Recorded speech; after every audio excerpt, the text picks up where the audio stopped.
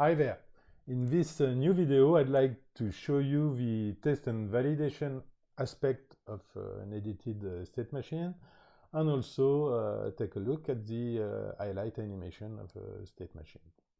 So, I've done for you here a state machine that is driving data generation application. I called it player state machine.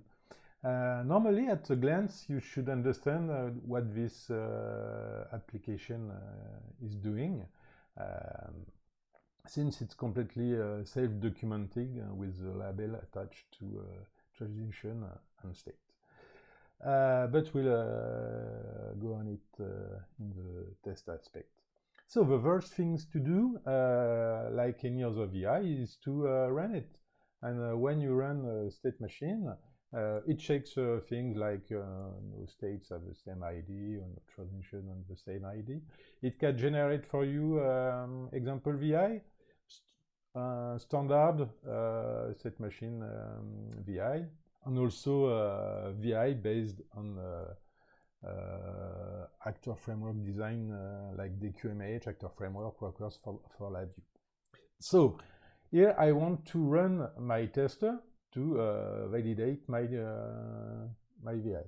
It launches this window that lets you simulate the sending of event, show which is the actual active state, the orders, the activity, and so on. Here you can see the famous word array that gives a condition. You can also reset your state machine, load or reload state machine. We'll see this later. You have some indication performance of your state machine VIs. You can have some history and log of your action and some advanced parameters. So here, interesting is the animation window. This animation window, you can have it in the IDE, but also in executables. You can see your state machine like, for example, a tool for maintenance operation on your application. So actually, the actual state is the state initializing that emitted order initialized, what we see here. Here, this transition is blinking, saying that it can be fired. So it is fired by event initialization done. I will so simulate this event initialization done, and I go in the state waiting for start. From this state, I can go to the state quitting with the event quit ask, but also I should be able to go to state launching generation, but this transition is not blinking. Why? Because here the condition guard of 0 is not true. So if I put it to true here, this transition is blinking, saying that I can now fire this transition with event start ask. What I do here, start ask, and then I go in the state launching generation. This state just give the order to launch the generation task, and it waits for the event generation launch has been done to go in the state generating. This is what I will do here. So I say generation launch done, and I am in my state generating. I can put this application on pause, generation pause, with the event pause generation ask, what I do here. And so what you see here for this state will be resumed not via an event, but via a guard value, if it is automatically and directly fired if guard of 1 is true. So I do it there, and then I come back to my state generating. And so until I ask a stop of my generation, the event stop ask will fire this transition that will send order kill generation task, what I do here. So stop ask, and I go back there. So One can be also interesting, very interesting feature we can see is the possibility to directly change your state machine and reload it. And this is what I will do here. So I go back to my state machine VI. So here is the code. This is only an animation window.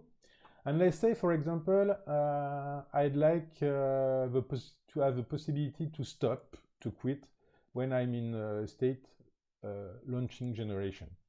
So here I will make some place here. Okay. And I will copy this transition. Okay, there. It will go from here,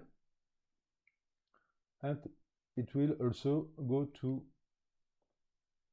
state quitting. I double click on it. You see the same event are already configured. The only thing I have to do to generate a new ID for this transition. So I delete it, and this will generate me a new ID. I can put, for example, the direction of my transition this way. And I want to see a touch label. Okay. So here it is. I do some things. Now, from state launching generation, I should be able to quit. I have to run this VI to validate there is no error. Okay. There is no error, but I don't want to run the tester for this VI. What I want to do, after I save it, if I go back to my previous testing station, and I say, now I want you to reload the new version of this player state machine, what I do here. It asks me if I want to keep actual active state or if I want a reset. So I'd like to keep actual active states. Yes. And now I have running my state machine with my modification. Okay. So if I ask for event start ask, here it is. And from here, I can either go in state generating or in state quitting. Okay, so I ask for a quit. I go in state quitting. In the next video, we'll see the aspect of how you integrate your state machine in your application. And we'll see the decoupling of control logic and business logic. So see you in the next video.